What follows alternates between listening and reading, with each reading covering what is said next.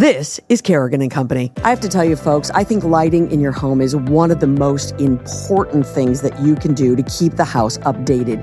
And when I need new lighting, I head to Lucia Lighting and Design.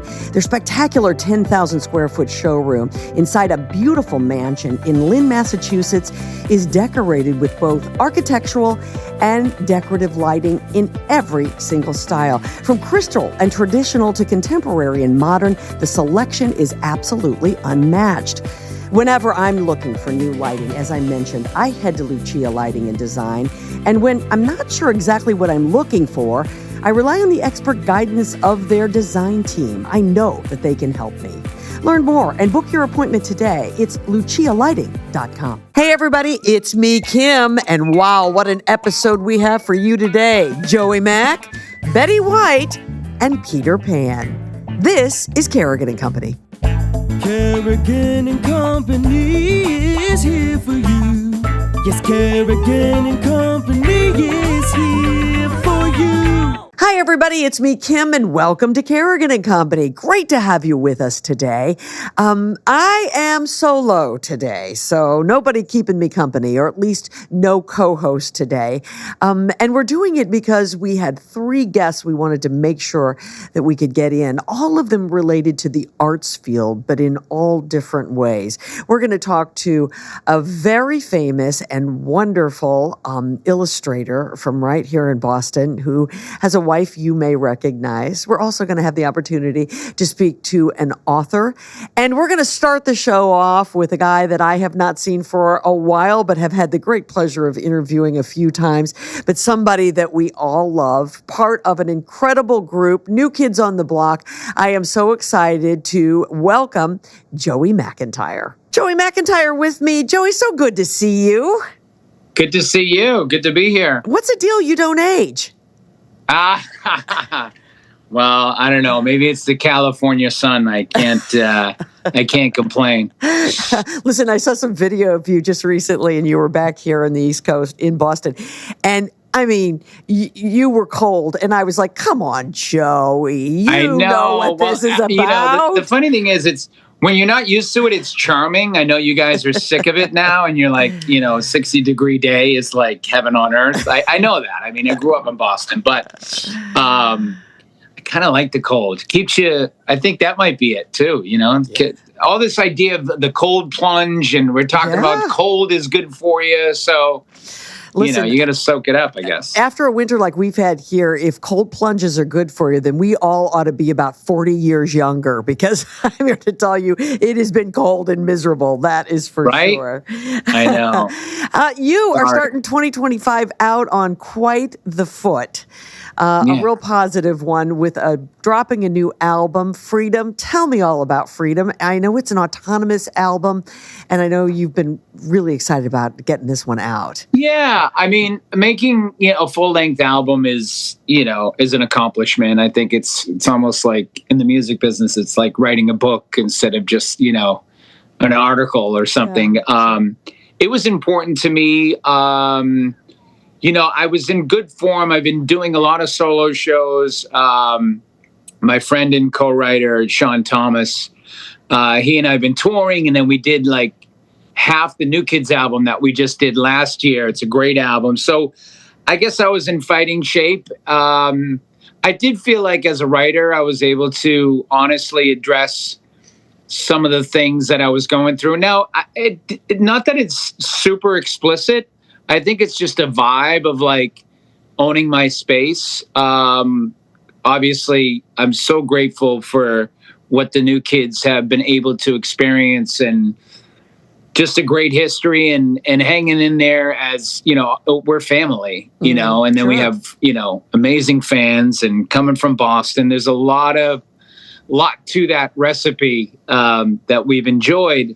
And also, it's important for me to carve my own path, and have my own autonomy. And I think, you could even say like you're known from so many people, but here you are doing this podcast now. It's like, it's easy for people to go, oh, I'll just do the gig that, my bread and butter. But like you have to get up and get at it. It doesn't happen on its own. So I hope people can relate, in that way. And it's been fun. It's been really fun to, and I'm satisfied with it, at the end of the day, which is a huge plus. Well, and let me ask you why it took you so long to do this. I mean, first off, it's not like you haven't been out there on your own, because you have. I mean, you've had incredible success, obviously, with the New Kids, but without them, you really have. But why so long for this kind of album? Yeah, well, I guess, I've been busy enough I would write a song here, release a single here, write for the New Kids over the years. And then I was busy doing other things, either theater or TV or, movie here and there. I think because, I wanted it to be decent. I wanted it to have a through line. I wanted to have a sort of a cohesiveness and not just throw a bunch of songs together.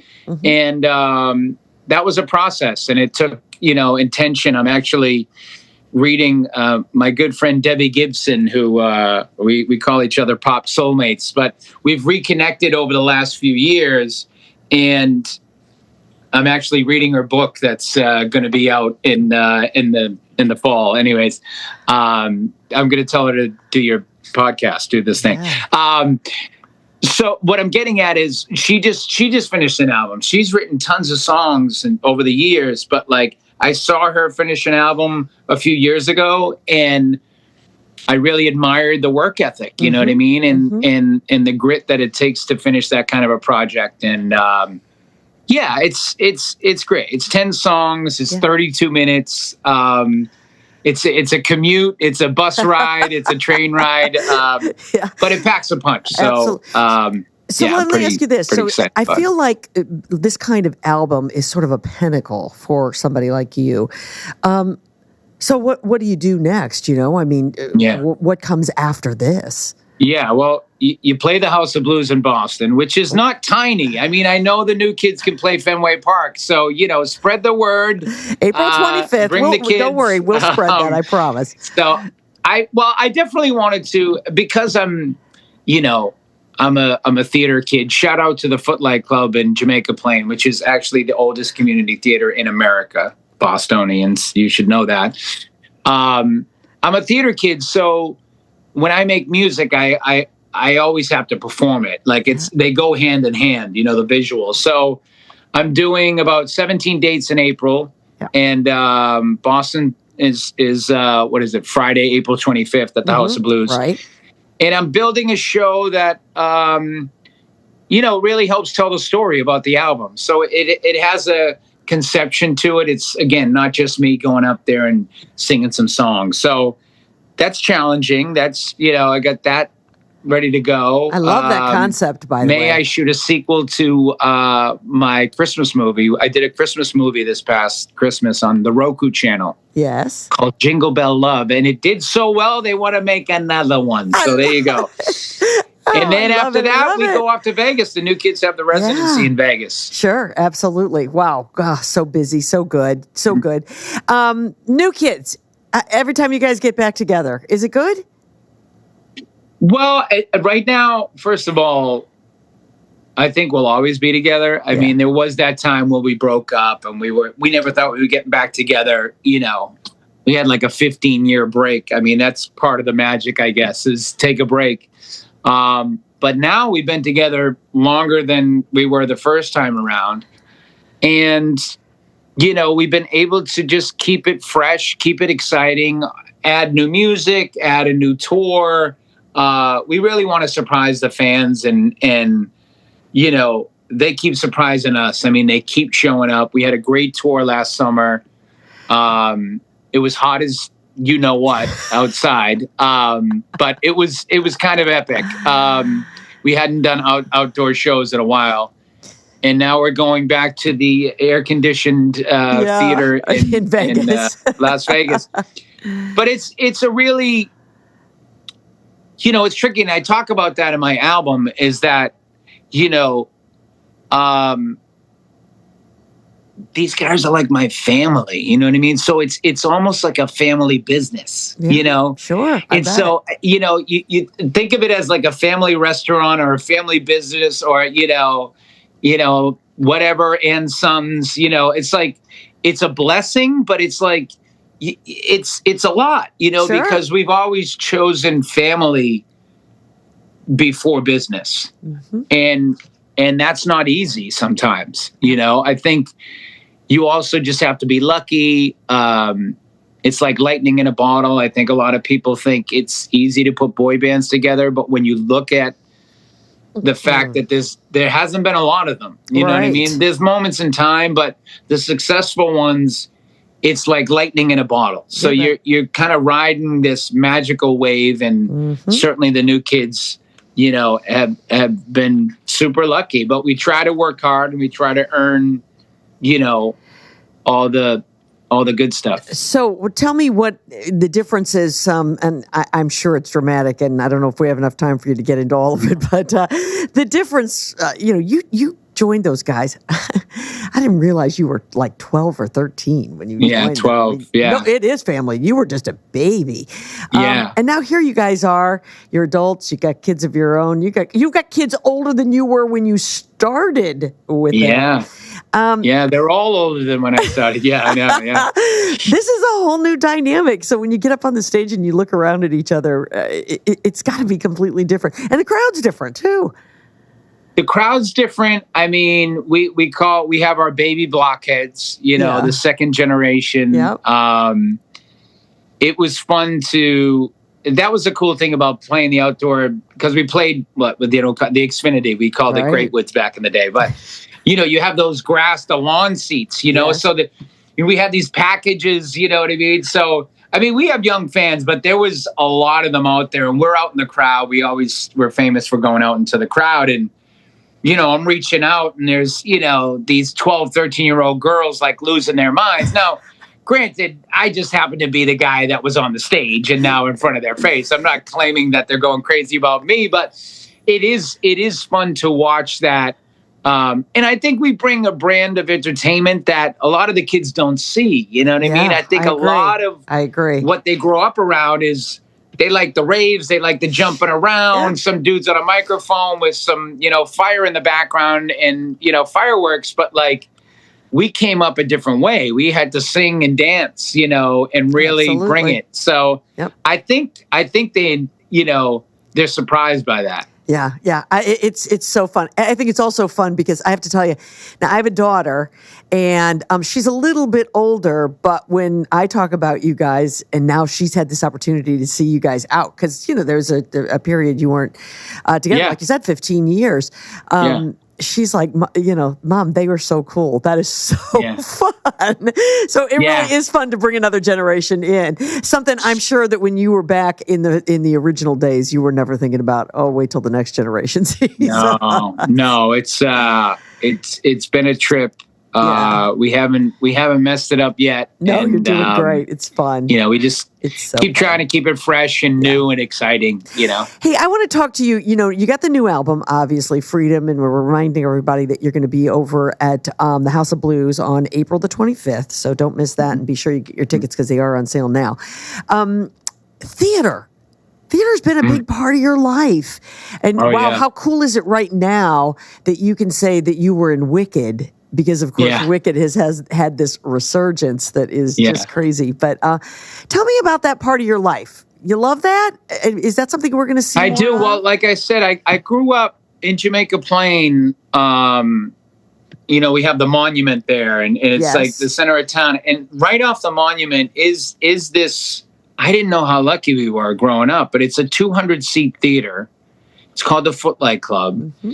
And it was in shambles when I was growing up, but through grants and the membership, it's in pristine shape right now. It's gorgeous. And, it's literally been going on since the late 1800s. And so we were 4 blocks away from that. And my mom, who had 9 kids, that was her big getaway. She would go there and she would do plays and musicals. And that was like her club. And a bunch of us followed in her footsteps, coupled with the fact that my dad grew up in Boston politics. And as he would say, it's all showbiz, right? And clearly that's still going because, look what we got working with now. So It's just fun. The community theater, you have 9 to 5 people that, would get off the trolley when we had the trolleys and, go up the street, and they would, we would have a blast, and we would sing and dance. And it was important, but it was like low stakes, so that's how I came up. And, I just loved it. I mean, you're kind of born a theater kid. You got to want to do 8 shows a week. Some people go 8 shows a week. No, thank you. Right. But it's that grind. It's that you keep learning. You keep learning from the experience. And I've been lucky enough to do it over the years. Broadway. I just finished opening an off-Broadway show called Drag the Musical, and it's just something I'll always do. Good. That's good stuff. We want you to always do it. You've been interviewed 550,000 times through the years. I've had the great pleasure of interviewing you a couple of times. But I want to ask you, what's something that people don't know about you? And don't give me your standard, answer. You have to give me a real one. I've been, actually, I've been bringing my phone too much, but leaving my phone at home and taking a walk, it's like, isn't that like, it's radical to do that. I thought if I wrote a book, I would say I talk to houses, because I'm walking around these neighborhoods, you know what I mean? And I'm like, wow, look at you. You're gorgeous. Look at this, because there's so much history like in these neighborhoods, and it's so lived in. And it's like, I think, a walk with nature is very important. Yep. And having that conversation, most of it's in my mind. I don't want people thinking I'm crazy, but then, I could just pretend I have something in my ear. People right, talk absolutely. to themselves all the time. That's right. I love a walk. Walking is very, very important. Taking a moment, going slow. Yep. That kind of thing. I think we could all learn something from you there. Take a little time, get away from the electronics, and take some time with yourself. There's nothing wrong with that. That is for sure. Yeah. All right, you're going to be this way. You're going to be back, right? We'll see you in April. April 25th, okay. And it's obviously always important to play the hometown, and you guys are loved here, right? You guys are loved here, so. Yeah, it's good. I do. We do feel it. It's palpable, and it's a beautiful thing. You bet. Joey McIntyre, best of luck. Thanks so much for taking some time for Kerrigan and Company. Good luck with the new album, Freedom, everybody. Be sure you check it out. Thank you. You bet. This is Kerrigan and Company. Mobsters, serial killers, movie stars, and con men. America's most notorious crimes come alive in A Nightmare with Casey Sherman, an immersive new true crime stage show coming to the Wilbur Theater on March the 26th. Join best-selling author Casey Sherman along with acclaimed actor John Fiore of The Sopranos, comic legend Steve Sweeney, and a cast of incredible actors as they take you on an immersive, terrifying journey through America's most shocking crimes.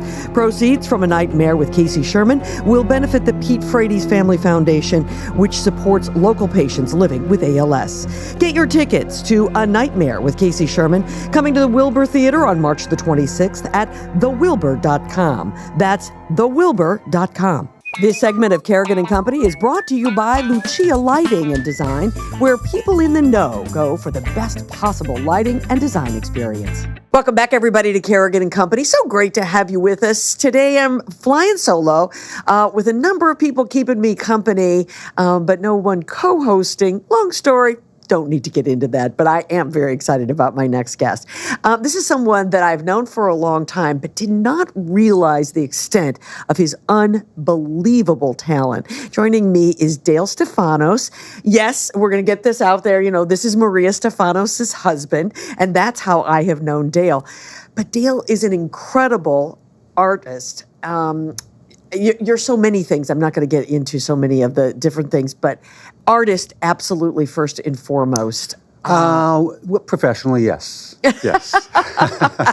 Well, you know how it is. You think, husband, Well, of father, course. brother, Right, and right. then, oh yeah, that too. I do this for a living. That and, other little thing. I've been very lucky. Well, I've only known you before as a husband.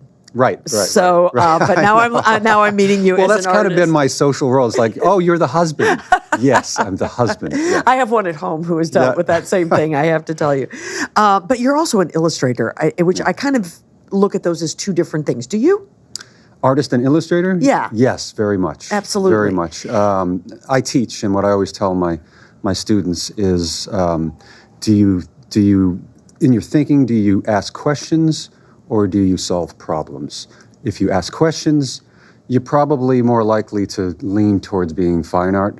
If you solve problems, you're more likely to lean towards being an illustrator. Never in my life have I ever heard anyone say that, and I understand exactly what what that means. It's functional artwork. Somebody needs something done. Okay, I can solve that problem visually, make it look good, on budget, on time. Here you go. Whereas fine art, it's like, I'm working on that. I haven't finished it in 5 years, and it'll get done. Sure, Yeah. absolutely. And both are great. So at what point, I mean, honestly, Dale, I'm lucky if I can write Kim Kerrigan.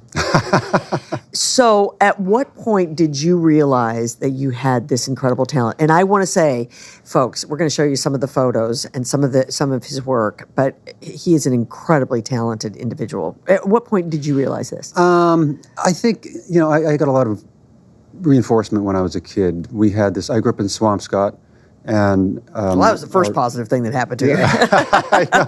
I love Swampscott. Yeah. I do. We still go back, and but I had this great hippie babysitter in the late '60s, and we'd go down to Kings Beach, and we'd just draw for hours and hours, and it was. I remember feeling loved, and kids are love sponges, right? So I was like, oh, wait a minute, if I do this, someone will love me, right? And my parents were very, very supportive. It's not like I was like, oh, well, someone loved me. It was just like, oh my God, this beautiful person is showing me how to do this thing. And so I realized over time, these drawings that I was doing, I'd entertain my friends at school, Hadley School, I'd draw our teachers.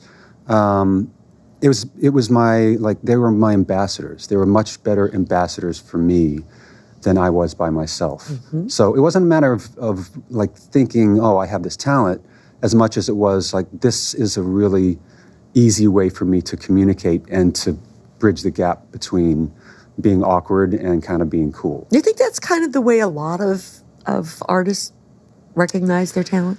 I think so, yeah. I think I'm jealous of artists who are able to just really express and explore and just kind of create. Like in the kitchen, Maria is like a Jackson Pollock. It's just this symphony, and then it comes out with something beautiful, and I'm much more organized. Mm-hmm. So I'm jealous of the artists who it just kind of flows out, and with me, I kind of, it's the same way I would go into the beach. My family laughs at me. Step in, stand there for 10 minutes, a few more inches. And that's kind of the way I approach my work as well. Sure. So which do you prefer? Do you prefer being an artist or an illustrator? Let's start there. I'm an illustrator. I solve problems. I'm a problem solver just in life. I'd love to be able to just put work out there that's mysterious and asks questions, but I need to know what I'm doing. Right. You know what I mean? And yes. I want my work to be understood, even if it's just a portrait. It's like, okay, you know who this person is. Mm-hmm. There's no doubt this is that person. And I do like to put little things in there that are storytelling elements, but I'm just not constitutionally a fine artist that asks questions and puts stuff up and just enjoys people walking up and saying, oh, what is that? Interpreting it their way. Right. That's great if they do. It's awesome. And I would like to get more towards that. You have done illustrations for the biggest publications that exist. Pretty much everybody, yeah. Yeah. So let's walk through a few of them if we could. New York Magazine and New York Times. Obviously, our publications here locally. The Washington Post, the New York Post. Rolling Stone, Time, Mad Magazine. That was a bucket list. Wow. Yeah. Pretty much everybody. Political? I started off as a political cartoonist for the Boston Herald, and that kind of morphed into. So I think somebody asked me, "Hey, can you do a portrait of somebody for the Sunday opinion cover?" And I said, "Yeah, sure." And I had no idea how to do it, and it was just sort of a series of saying yes and yes and yes, and not knowing how to do what I was being asked to do, and just having to produce, really. So yeah, I fell into the politics thing because my father loved reading the Globe and Paul Zepp's cartoons, and like that, again, the love thing. I was like, oh, hey, maybe if I do that, he'll think this is cool. He'll really So I kind of learned from Zepp's cartoons, and I also realized, oh, if you do political work, that means you're smart. You know what I mean? Just totally faking it all the way. But again, problem solving. Yeah, absolutely. I need people to know what it is I'm doing. Sure. So that's kind of where that started. What's the medium that you're using? Well, today I use, I start work in pencil and graphite, and then I'll scan it in if it's an illustration job, and then finish it, like paint it in Photoshop. And when I say Photoshop, people think, oh, so you get it in there and you press a button and it's done. No, it still takes 10 hours to do a piece, and you're just painting it in Photoshop. And I do that because it's easy to send. You just email it, and then there's always some kind of change. The editor wants a red shirt, not a yellow shirt, and you can just easily. That's where it's easy. Just make a change. Right. Yeah. I guess that's modern technology that has made your job a little bit easier. Yep. One of your clients is the U.S. Postal Service. Yes. And the result of that is an incredible stamp. It's a forever stamp that is being released. As you're watching this podcast or listening to it right now, it is available. It's been revealed. I'm trying to remember when exactly it's coming out for purchase. It's 20th or so of March. Is that what March 27th? Okay. Is they call it the first date of issue. Okay. Event, and we're going out there to the LA Zoo for the event. Yeah. And gonna unveil it. Yeah. Right. Okay. Yeah. I'm going to have you. Can you show it? Oh yeah. I'm gonna All unveil it here. So yeah, let's unveil it right now. This is so incredible. And take a look. We'll do this. And how do we? Are we going here? You can hold it just right up here. There you go. Right. It's the Betty White stamp. Isn't it beautiful? So talk to me about how this came about. And this isn't your first stamp that you have done, but is this the first one to be issued? This is the first one to be issued, and I'll have another coming out this year, and then 2 more coming out next summer as part of the package. Yeah, it's cool. Oh my gosh, it feels so very cool. grown up. It's very grown up. Very adult, and because lawyers were involved, and I bet the government was involved. So I bet. It feels very, very grown up. All right, so how did this come about? How did you know that the U.S. Postal Service was looking for a Betty White stamp? Well, this is not the kind of thing where you do something and then you submit it and hope. I've been a known, like you, I've been a known quantity in my industry, and people know who you are in that industry. So the way it goes, this could be long, so just cut it if I get too long. The way it unfolds is someone proposes a personality to be memorialized. That goes to like the postal committee. They decide, okay, yes or no on this person, and then they send it to a design firm, and the art directors there have their kind of pool of talent that they know about. And Greg Breeding, my art director here, liked the way he thought I was very empathetic in the way I did older people. He's a Southern gentleman, and he made it so. I said to him after he described my work, I said, "Man, if you could just say that again, and I'll just put that in my epitaph, and that'd be nice." And then you do sketch. So then they present photos that have been already cleared for use. So they've bought the licensing. So I had a few young photos, a few middle-aged photos, and a few older photos, and then we had to figure out, okay, what is the sweet spot here? Right.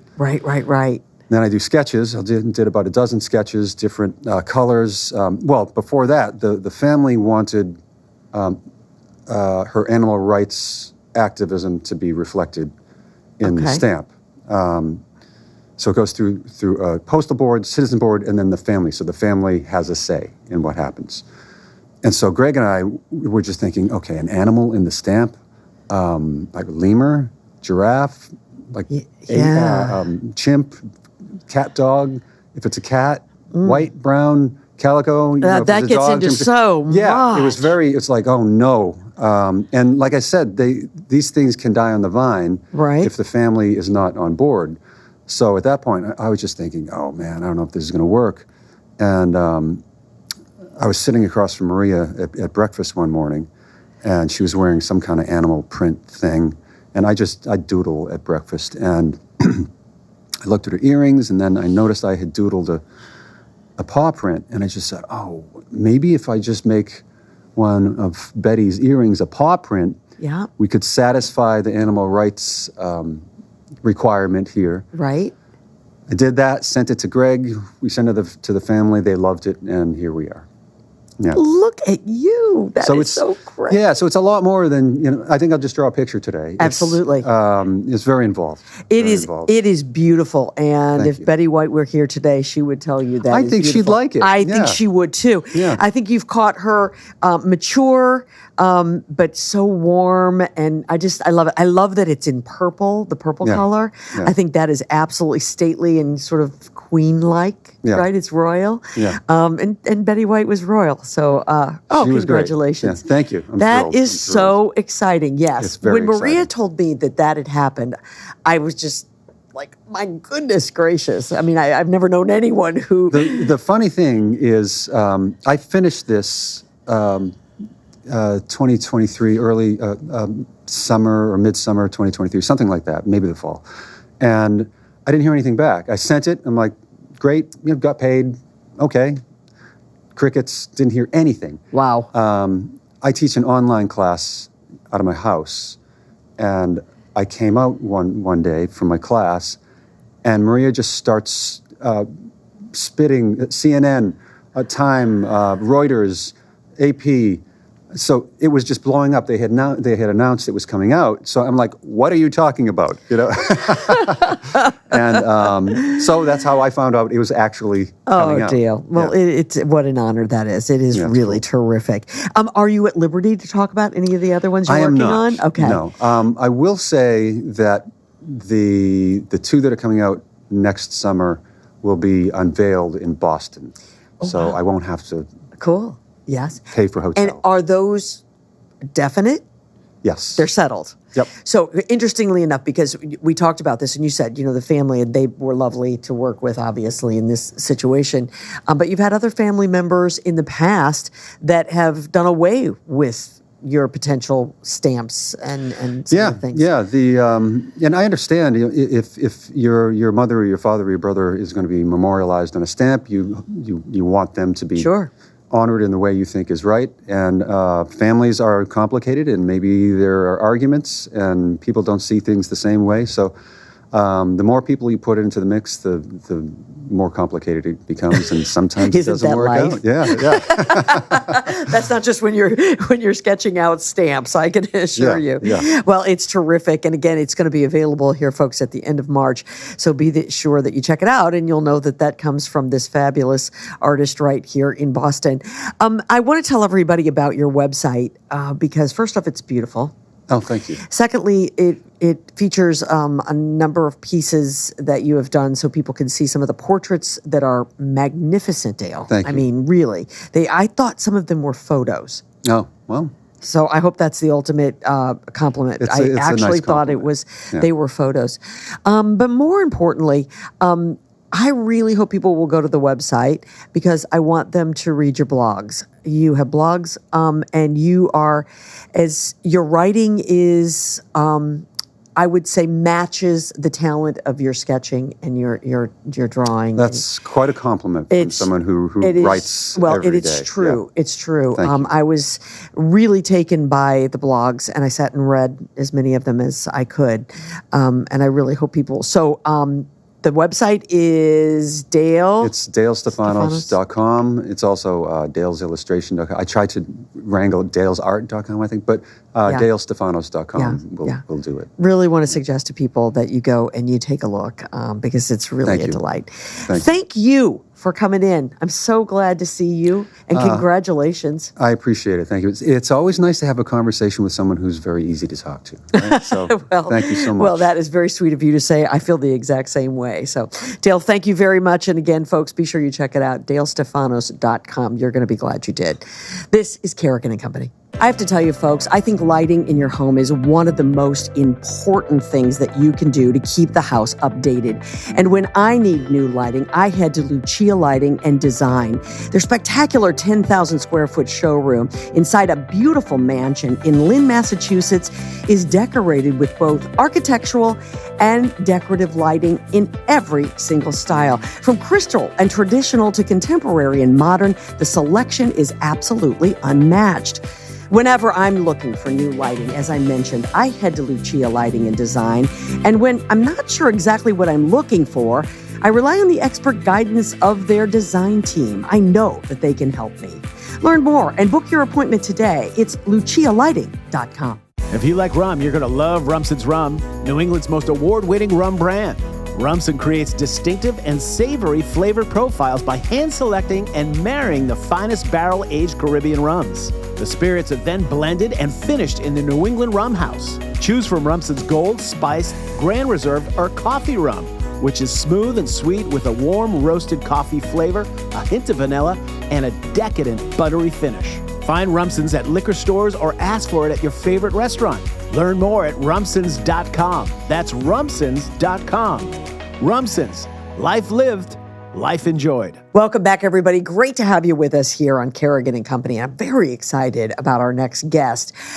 Liz has been writing books for a number of years, and she has one in particular that I am very excited to talk to her about. I'd like for you to meet author Liz Melski. I want to make sure I say that correctly. Thank you. Very good. I told Liz before we got started, I said, I always ask everybody how you say their name because you never know. I appreciate You that. just never know. Good to see you. Good to meet you. You're a hometown girl. I am a hometown girl. I love that. Went to Danvers High. Danvers High, and my grandparents were in Boston, so I remember TD Garden when it looked nothing like this. And wasn't TD Garden. It was not TD Garden. Just the garden, so.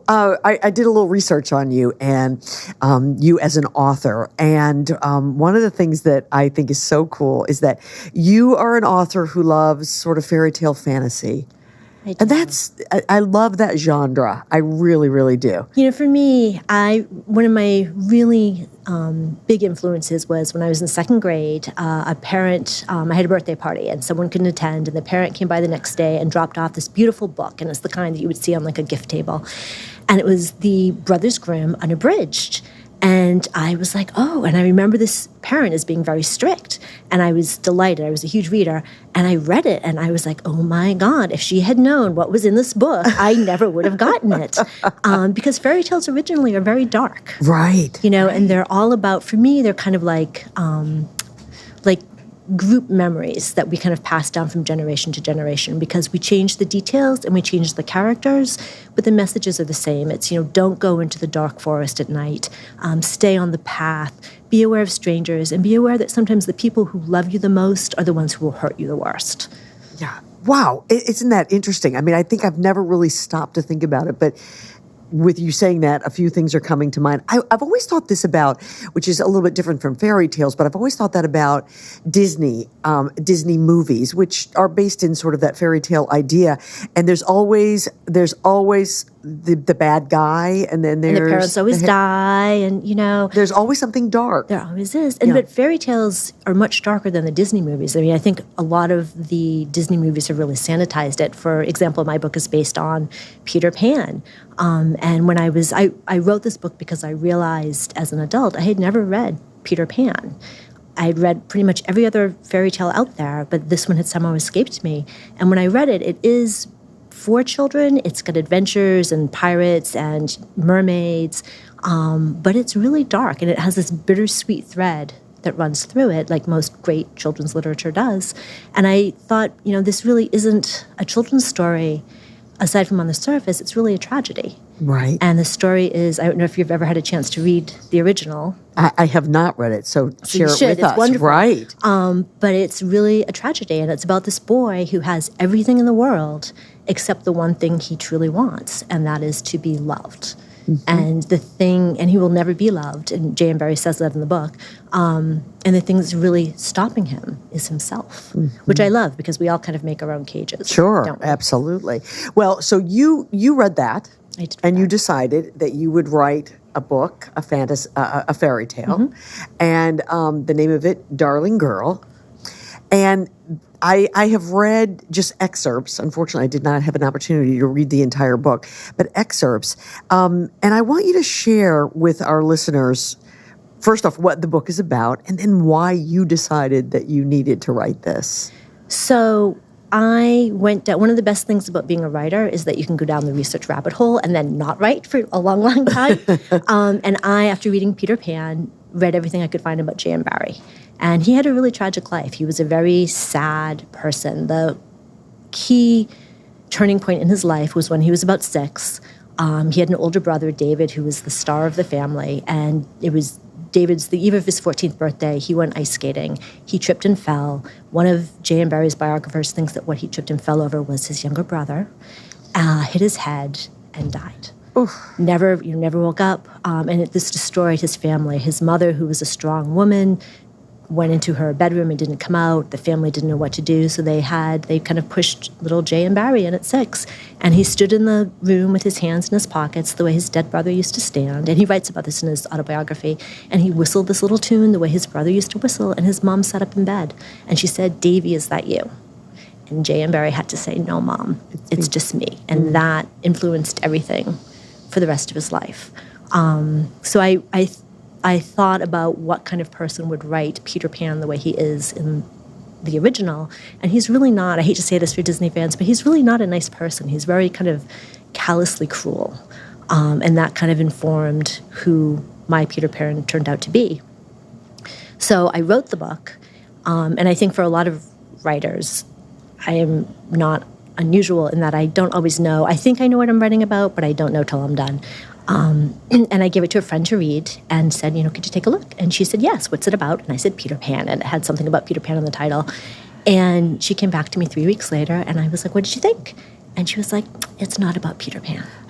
And I was like, no, it Peter Pan, right in the title. And she was like, take it home and figure it out. And I said what you say to anybody who reads your work, thank you so much. And then I went home and I said a whole bunch of other words and put it aside and picked it up again and looked at it. And I was like, insert bad word, she's right. It's not about Peter Pan. What it was really about for me was about my kids growing up and turning 18 and going off to college. And you spend 18 years of your life holding on to them and protecting them. And then you have to be like Mrs. Darling and just wave from the window when they go off. Right. So it was, my own kind of little absolutely tragedy. Right. And Isn't I that wondered, interesting that that it took your friend to read it and to point it out? Because I think you're so close to it when you're doing something.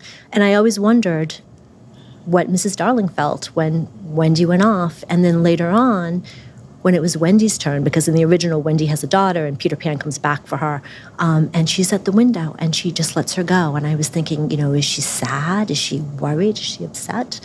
So that kind of all informed my book. What's the reaction to the book been? So people either really, really love it, thank you so much, or they really, really don't. Because Peter Pan, for a lot of people, was kind of their first crush. I love the Disney movie. I especially hold a special place in my heart for the 2003 live action. And it's just wonderful, and that Peter Pan is very charismatic. And so people get really upset when you mess with their childhood idols, So I've heard from them, but I've also heard from people who have sent me artwork and playlists and, things about how much they really loved it too. Does Tinkerbell make any appearances in this? She does, and Tinkerbell is my favorite person to write. Yeah. She was really fun. Tinkerbell is my favorite character in that entire, book and series and the storyline. I think Tinkerbell is much more than a little fairy that pops around. And I don't know, we're not going to give away any secrets about Darling Girl, but I would imagine that she plays a pretty good role in there as well. She's a lot of fun. The Washington Post gave me a great review, and they said in it that she's an unwashed goth. There you which I just go. loved. It just made me smile. This is not your only book. No, I've written a few. Even Fall was my more recent one a couple of years ago. So tell me about Even Fall. So Even Fall is kind of like a cross between The Ghost and The Notebook. You know, I grew up in reading probably way above my pay grade, thanks to my parents, who were great about letting me have run of all the libraries. And I really love those dark ghost stories. And The Ghost of Mrs. Muir was something I used to watch on TV with my grandmother. Yes. And so it's the story of a man who falls in love with one woman, marries her sister, and then spends the rest of his life and then his afterlife trying to make amends. And it's set in rural Connecticut where I was living at the time, and I knew that we were going to be moving back to Massachusetts, and it's kind of a love letter to that part of the country. Yeah.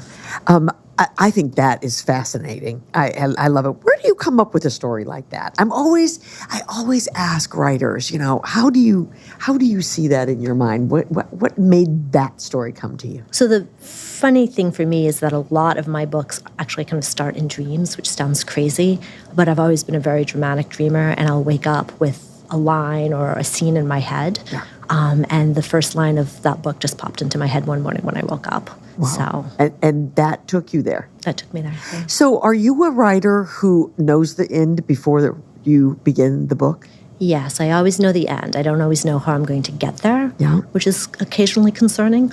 But I kind of think of it as, you know, being on one side of a pond and there are stepping stones and you just have to be able to get to the next stepping stone. Right. I have spoken to authors here before who have said, I start writing and I have no idea where it's going, which to me feels like I would be out there wandering forever. I don't know that I could ever get to the end. I would be concerned. So I too. think it's really interesting that that's how you get there and how you accomplish it.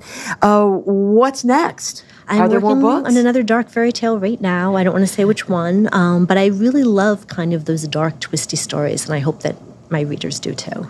That is such a funny line. That's a party line.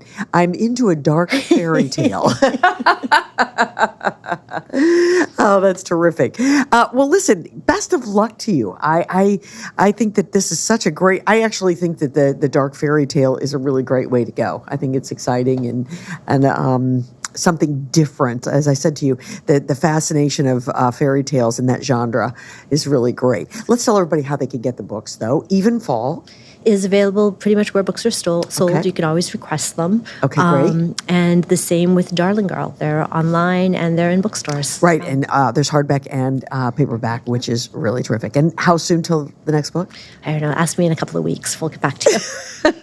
Do you have an editor saying, I need that I'm book? working as hard as I can on it. Liz, continued success. Thank you very much for being part of Thanks so the much. I show. really appreciate it. Enjoyed it. All right, stay with us, everybody. This is Kerrigan and Company. Winter's dry air can certainly take the glow out of your skin. I know it does mine. That's why I'm headed to see my friends at Sienna Aesthetic Spa in Beverly. They offer a hydrofacial that's non-invasive and delivers instant results for all skin types with no downtime. It combines cleansing, hydration, and nourishment for a radiant complexion. Their hydrofacial removes dead skin cells and extracts impurities while simultaneously delivering cleansing, hydrating, and moisturizing serum. If you're looking for immediate glow without an irritation, set up an appointment today.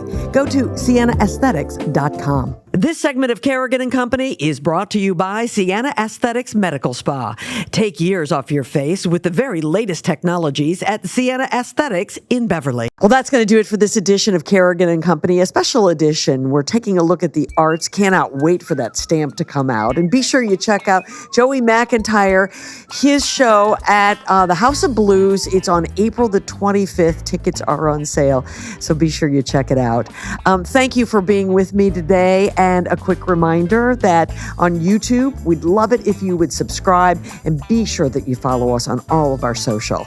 We'll see you next time. Thanks, everybody, for listening to Kerrigan and Company. To find out who will keep me company and be my co-host on the next episode, be sure you follow us on Instagram, Facebook, X, and TikTok. Kerrigan and Company is recorded at the Big Night Studios at the TD Garden in Boston.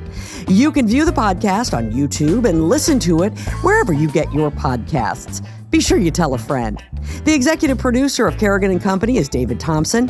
Our engineer is Peter Hurley, and our social media managers are Grace Kerrigan, Colby Thompson, and Riley Thompson.